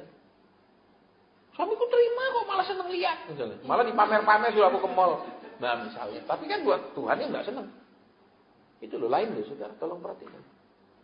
Ya hukumnya hukum tuh. Jadi Tuhan bilang aku nggak seneng makan sendiri-sendiri. Ya, mulai sekarang ingat istri-istri jangan merasa sudah tak siapa dalam masa sana makan sendiri. Misalnya aku lagi apa. Stop. Namanya dia duduk makan. Namanya dia Dan ingat saudara, Tuhan sebanyak ngajar murid, khusus murid diajarnya di meja makan. Khusus murid diajarnya di meja makan. Kalau yang lain-lain ikut-ikutnya ya diajar di padang rumput, diajar di mana, murid di meja makan. Sekarang, ayo rubah sekarang. Temani makan. Istrimu makan, temani, kamu makan, temani. Halo. Jangan alasan, enggak pada budayanya. Mana ada ayatnya? Terserah saudara, mau hukum roh atau hukum Taurat, pakai silakan. Ya, kalau kau lakukan hukum Taurat, kau tidak bisa lakukan seluruhnya kata Alkitab. Tidak ada seorang pun sanggup melakukan seluruh hukum Taurat. Berarti neraka. Kenapa? Tidak bisa lakukan seluruhnya. Alkitab bilang apa? Engkau tidak lakukan satu, engkau bersalah terhadap seluruh. Bayang, satu aja tidak dilakukan, seluruh. Sanggup lakukan semua. Makanya dibawa masuk ke dalam hukum roh. Halo. Jadi mulai sekarang makannya bareng. Halo. Ya walaupun saya juga sering. Ya, aku makan dulu, aku lapar ya. Ya udah, aku belum lapar dia bilang ya. Aku makan dulu, aku kelaparan. Tapi udah ngomong dulu dia bilang dia belum lapar ya. Udah makan dulu, aku kelaparan. Ya, gitu. Ya, halo. Jadi mulai besok, ya mulai ya sebentar lagi dong. Iya, ini sudah pagi. Halo. Ayo rubah. Saudara-saudara dan saya lakukan persis yang seperti yang Tuhan mau. Saya seringkali ngomong tidak pakai doa. Saya mau ngomong tidak pakai doa. Tidak pakai minta Tuhan aku butuh. Tidak pakai. Saudara tahu saya makanya bilang saya paling jarang doa minta. Bukan karena tidak punya kebutuhan. Bukan karena tidak kepengen ini kepengen. Bukan. Karena apa? Tuhan sudah tahu. Aku tidak usah ngomong, dia sudah tahu kok apa. Tinggal aku nunggu kapan. Terus yang kedua, aku kepingin dia semua tahu keinginanku. Loh, aku juga harus seimbang. Aku juga harus mau tahu semua keinginan dia. Baru kelop. Aneh kan? Jadi tidak usah Tuhan. Ya. Duduk makan yang benar menurut Tuhan kayak apa di rumah. Gitu loh. Terus suami istri nih pelukan tuh kayak apa? Bukan pas pingin doang, napasnya baru peluk. Itu tidak benar di mata Tuhan. Jadi membawa kepada seluruh yang namanya benar pelukan tuh yang kayak apa? Yang pelukan kasih, bukan pelukan waktu pingin toh. Makanya Allah yang bilang roh membawa kepada seluruh kebenaran. Saya pun dulu tambah dekat sama Tuhan, kok gini sih Tuhan ini begini salah, begini disuruh gini, aduh Tuhan nih. Gitu. Saya pernah ngeluh. Enak jauh-jauh Tuhan tidak banyak ngomong gitu ya. Karena dulu belum bertobat, enak jauh-jauh ya Tuhan juga segan dan dia karena kita kan jaga jarak. Tuhan juga segan karena jauh loh. Tapi kalau udah dekat sekali kan dia ngomong terus. Pakai baju kelihatan udah pulih, badannya dulu bagus sih. Ya Tuhan tuh begini, tapi saya ngerti. Oh itulah yang namanya dekat sama Tuhan. Dekat sama Tuhan tuh bukan duit terus digerojok, bukan, tapi dikasih ini loh nak, menurut aku tidak baik. Menurut aku selalu menurut Tuhan. Ya, jadi ingat yang peluk-peluk istri. Halo? Lihat matanya, lihat napasnya begitu peluk. Tidak benar gitu. Loh, ibu-ibu, jangan bilang ya tidak apa-apa, aku juga doyan. Kalau gini tiba-tiba tidak ada yang nguap. Heran. Kalau yang memang.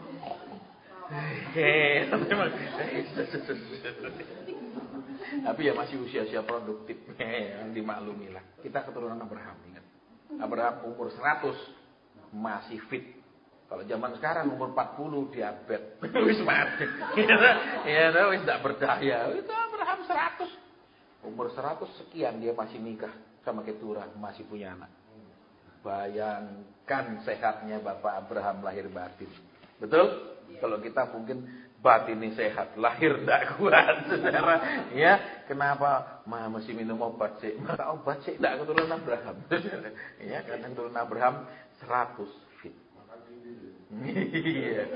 Oke, yuk sekarang sampai di mana sih tadi ngomong? Kok sampai bikin ini?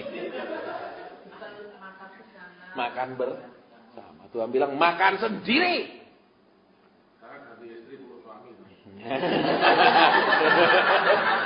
Itu ngatur.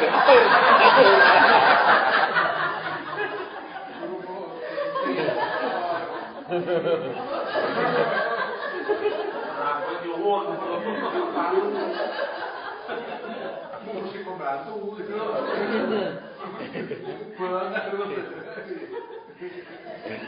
Ya, kita masih ada waktu, kita mau doa apa pesan Tuhan selanjutnya ya. Ayo.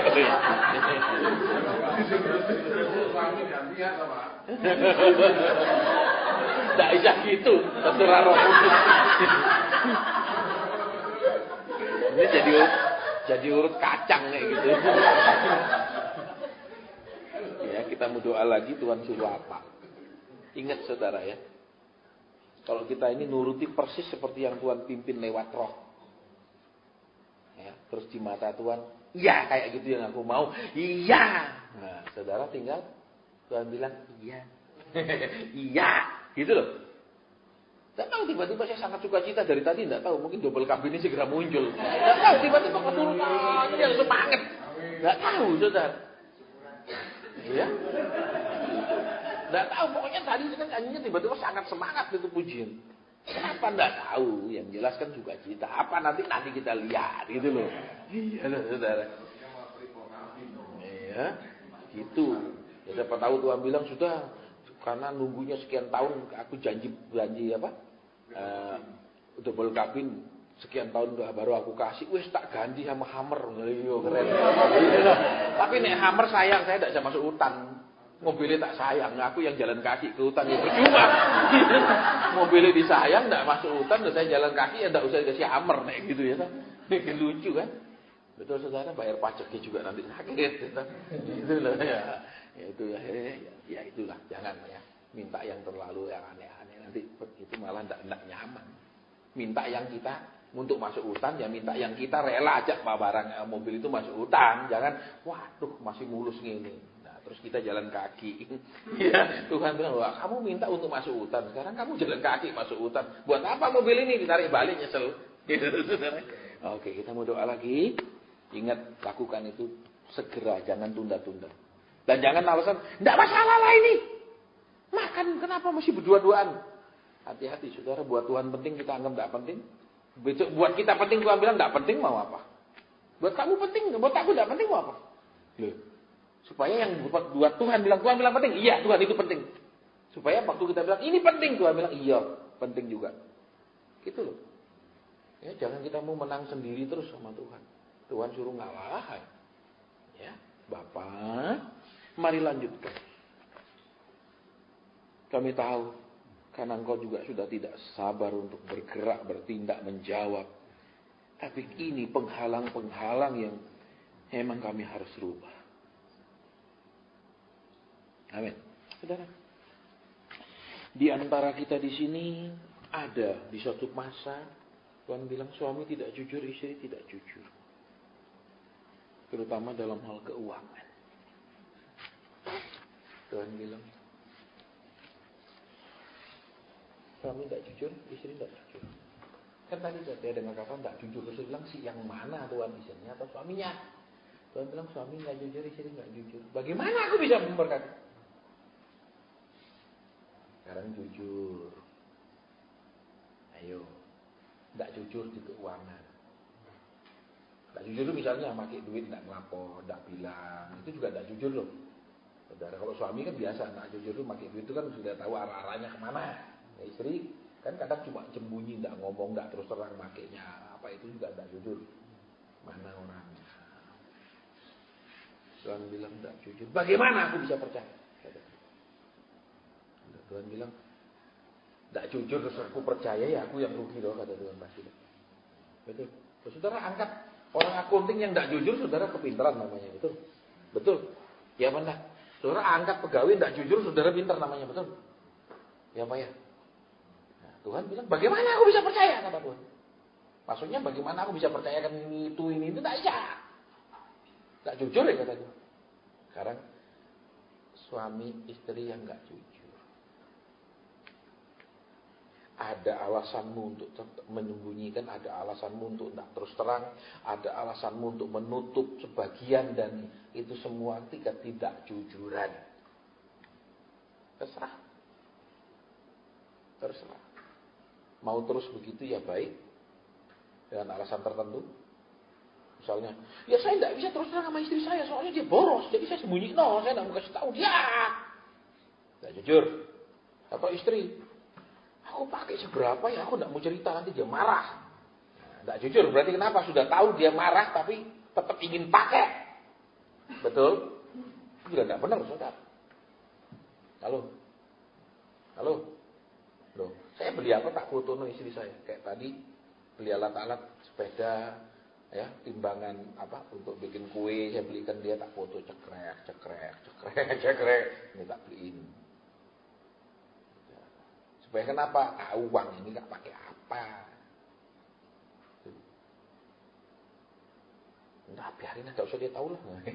Lebih banyak gak tahu lebih baik. Halo. Tapi memang banyak orang yang memang terpaksa salah satu menjadi tidak jujur karena ya itu. Sekarang saya mau tanya sih nih, ada enggak sih di sini? Karena Tuhan bilang ada, jelas sekali enggak jujur. Halo? Enggak jujur Tuhan bilang. Apapun alasan tidak jujur, tetap tidak jujur di mata Tuhan. Ayo sekarang punya komitmen jujur sama-sama berdua. Tuhan bilang, bagaimana aku bisa percaya? Ya, aku sendiri lihat perbuatanmu gak jujur, gitu kata. Halo? No. Iya, saya fotoin saudara. Saya WhatsApp isi saya tadi. Barang yang saya beli tak jejer, tak foto satu. Semua tak kirim. Aku beli ini. Ya karena kan perempuan juga ingin tahu uangmu pakai apa. Betul? Walaupun saya hamba Tuhan, dia masih juga minimal ingin tahu. Apalagi misalnya dia prianya ini memang terkenal suka selingkuh dulunya, masih tetap curiga, kamu ada dan kamu kumat lagi. Gitu loh. Iya kan? Itu memang begitu. Karena Tuhan bilang, ayo. Tidak jujur, suami tidak jujur, istri tidak jujur. Bagus ini campuran. Ya. Bisa jadi gini, suami jujur, istri nggak jujur, salah satu. Bisa jadi dua-duanya tidak jujur di rumah itu. Terserah saudara mau bikin pemberesan atau enggak. Tuhan bilang, bagaimana aku bisa percaya? Halo.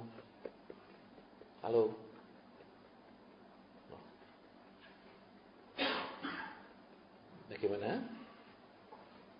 Tuh, saya pun gitu, koleksi jam, saya bilang, aku beli jam segini, aku beli. Tapi memang nakalnya gini, tidak ngomong izin dulu, beli sik, terus baru kasih tahu, gitu loh. Ya. Daripada mau izin sik, tadi dia bilang udah kebanyakan, betul? Kamu pakai jamnya satu kali pakai, beli 200 beli lagi. Enaknya apa? Beli sik baru kasih tahu. Supaya sudah kasih tahu loh Tuhan. Betul, padahal itu bukan minta izin, tapi cuma pemberi tahuan. Ya, tapi merasa sudah loh Tuhan. Ya itulah saudara masalahnya. Ya sekarang saya mau tanya, istri-istri dulu yang merasa tidak jujur, apapun alasannya. Kedua,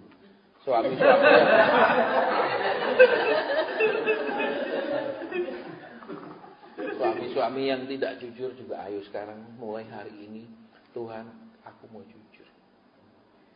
Aku mau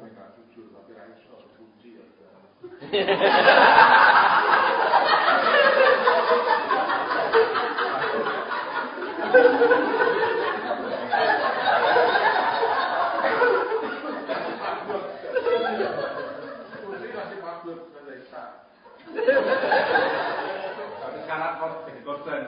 Tapi tersangka jadi korban.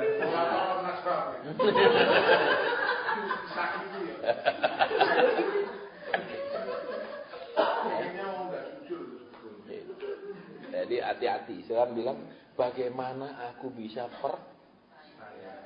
semua yang dia berikan kita itu kepercayaan untuk dikelola, untuk dikembangkan. Sekarang bilang, bagaimana aku bisa percaya? Jadi, saudara sekarang lihat, begitu banyak yang kita buat yang menjadi halangan kita untuk maju. Tuhan mau maju, tapi dia bilang, loh, kamu pasangi portal terus, aku mau ke rumahmu, gimana kan kamu bikin portal terus begitu banyak? Ayo bereskan nama Tuhan. Tak jujur itu kan berarti ada unsur nakal-nakalnya loh. Betul. Ada unsur, kalau bahasa Inggrisnya ada unsur cheatingnya. Ya. Gitu. Ayo jujur. Misalnya aku pakai uang segini. Ya ngomong, jangan diem. Biasanya kamu pakai kamu banyak buat tinggi supaya diem. Laki kan biasanya gitu, nada tinggi supaya istri tidak cerewet. Ya toh dipentak sih gitu.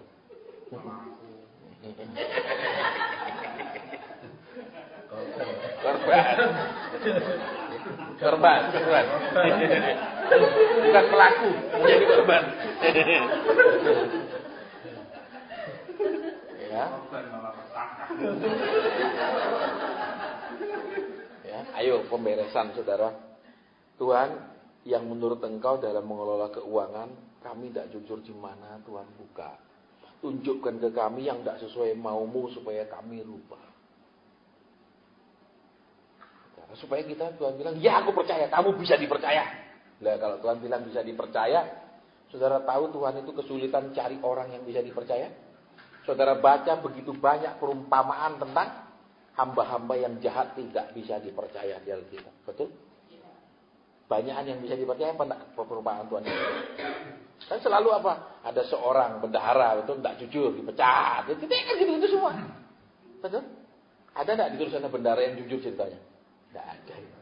Itu yang dipecat-pecat itu kebanyakan. Betul? Nah, berarti apa? Tuhan Maha Kaya. Cuma untuk mengelola kekayaan ini belum ketemu orang-orang yang jujur. Ya sudah benar-benar ditemukan jujur, oke, bisa dipercaya. Itu kan tidak bodoh, orang tidak jujur dikasih, ya Tuhan bangkrut dibuat. Ya sudah tunggu aja. Dan Tuhan bilang dia cari hamba yang bisa dipercaya. Saudara baca di Alkitab Tuhan bilang apa? Tuhan pecat hamba-hamba itu, betul? Terus kalau hamba dipecat cari apa hamba baru enggak? Pasti nyari. Betul apa enggak? Ya tinggal tunggu aja santai, diemin mana. Nanti waktunya ada kok, betul? Gitu loh. Ya, kok enak Bapak janji ini wakeh. Ya, tapi yang kayak gini ini tegur-tegurannya. Enak enggak enak loh. Bahkan di Alkitab ada roh membawa kepada seluruh kebenaran. Duduk makannya supaya benar menurut Tuhan. Loh, peluk istri supaya benar menurut Tuhan. Jangan yang itu istri cuma merasa dipeluk itu ya waktu diingin doang. Betul? Bukan apa-apa. Gitu. Betul? Iya kan? Apalagi suami tidak boleh keluar rumah. Makanya saya bilang, nek suami mau pelit-pelit sudah kawin sama boneka seks. Betul? Dia tidak akan punya permintaan macam-macam. Boneka seks itu paling disuruh ngecas saya. Ini saudara, betul? Kalau istri ya masih banyak permintaannya, ya. Gitu.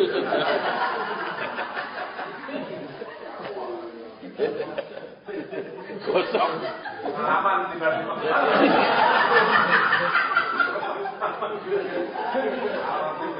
Enggak boleh gitu. Nanti ditanyai pulang, bener enggak?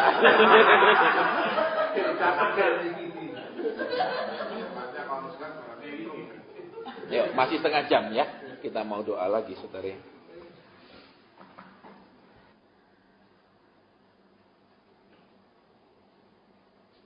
Amin. Baik, saudara, saya lihat cincin batunya besar banget. Yang saya ingin tanya, siapa orangnya di sini yang punya cincin dengan batu yang besar itu? Bukan biru safir, bukan merah ruby derima, bukan hijau emerald atau jamrud. Bukan batu itu. Adakah orangnya di sini? Saya tidak minta, saudara jangan khawatir, saudara ngaku jangan. Saya ngaku. Pak Ridwan tidak ada koleksi batu yang agak besar dijadi cincin? Warna apa batu itu? Bukan. Bukan. Bukan. Bukan. Bukan. Saya melihat batu yang lain. Seperti saya jelasin warnanya. Yang jelas bukan biru, bukan merah, bukan hijau. Batu itu. Besar tadi. Lincin. Ada? Tidak ada. Warnanya bilang jual itu batu, cincin. Jelas. Jual itu barang. Jangan disimpan, jangan dipelihara. Ya. Ikat pinggangnya imam 12 batu permata. Betul? Terus ini breastplate apa namanya di dalam terjemahan bahasa Inggris, bahasa Indonesia saya lupa. Pakaian imam untuk dada itu 12 batu permata. Tuhan tuh suka batu permata. Setan sok-sokan juga ikut selera Tuhan, suka batu permata. Ya, makanya hati-hati. Punya batu permata masih doa ini ada isi enggak? Kalau batu permata itu ada isi, jangan dihancurkan.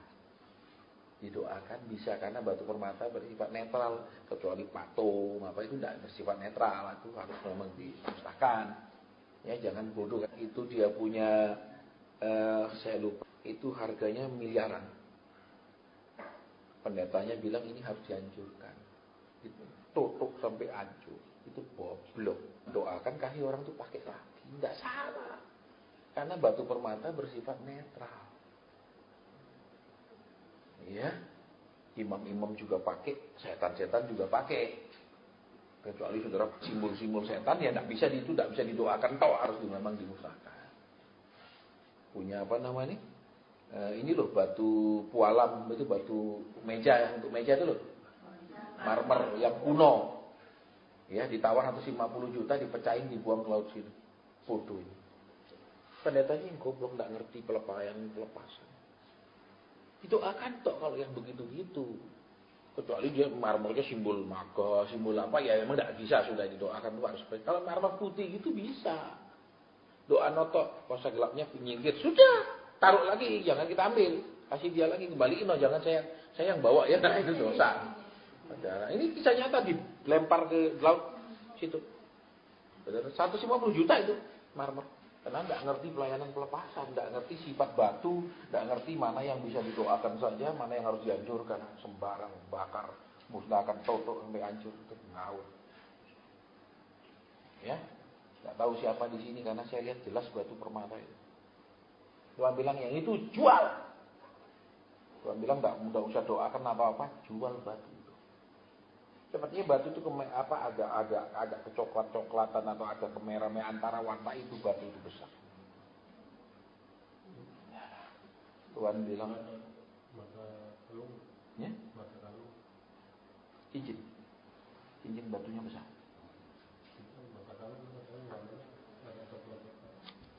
Ya doa lagi. Kalau emang harus dijual, cepat jual, jangan.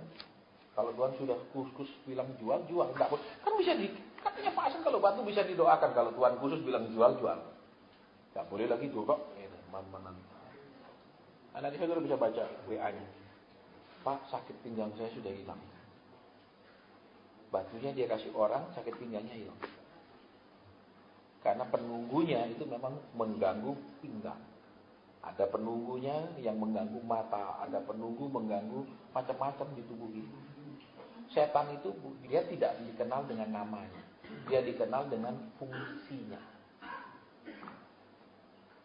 Contoh, kami legion karena kami banyak, jadi dikenal jumlahnya.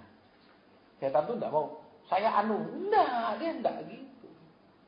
Setan lebih rendah hati dari pendeta. Setan tidak pernah mau terkenal namanya, saudara. Ya. Makanya sampai hari ini iblis boleh naik turun naik surga, sementara kita belum tentu boleh masuk surga, hidupnya tidak benar. Karena dia lebih rendah hati loh. Kenapa dia bekerja diam-diam mengganggu kita? Dia tidak mau sebar-sebarkan kalau dia bekerja itu undang wartawan gitu ya. Betul? Kayak kita punya bikin PD, bisa undang wartawan masukkan kegiatan PD kita. Itu saya kalah dari setan. Setan tuh tidak pernah menjelaskan pekerjaannya, menonjol-nonjolkan pekerjaan. Karena dia disebut kuasa gelap. Dia selalu bekerja di dalam gelap supaya tidak ketahuan, tidak mau pamer diri. Sementara pendeta selalu update status. Betul? Iya tuh. Tunjukkan ini loh prestasinya, ini loh urapannya. Heran. Sombong. Makanya saya sudah bilang, saudara tolong di sini juga nanti yang hadir-hadir ini saya mau ingetin lagi. Ojo foto-foto sementara kita ibadah terus diupload ya. Saya sudah ngomong berkali-kali tapi masih aja buat hal yang sama. Kenapa sih kita mau jadi terkenal untuk apa gitu loh? Ya, bahkan dulu yang ikut saya pelayanan, makan di mana masuk Instagram, makan di mana masuk FB. Saya tidak tahu, saudara. Tiba-tiba ada teman yang hubungi saya. Kok, kamu lagi makan di restoran anu ya? Lo kok tahu? Lo ini ada, dia baru ada di FB. Loh. Saya bilang, siapa yang FB? Namanya anu. Siapa nama begini? Saya bilang. Oh, yang temanku pelayanan ini yang selalu makan di mana cekrek. Gimana cekrek, pelayanan di mana cekrek. Buat apa itu? Sekarang kita tutup dalam doa. Jadi pulang, latihan peluk istri, peluk sayang. Jangan waktu melek itu, waktu kepingin tok baru peluk yang peluk. Ingat, istri-istri juga waktu kalau dipeluk gitu bilang, heh! Gitu loh, jangan, ayo Pak. Ya, lu doyan gua juga. Kita akan serasi. Gitu, ya. Ayo kita mau doa penutup. Habis ini kita bubaran. Gitu. Ayo sekarang kita doa penutup. Mengucap syukur buat teguran Tuhan. Mengucap syukur buat nasihat Tuhan, termasuk mengucap syukur untuk dia bukakan yang dia mau. Ya, tentang hubungan suami istri, tentang mengampuni, terima kasih Tuhan.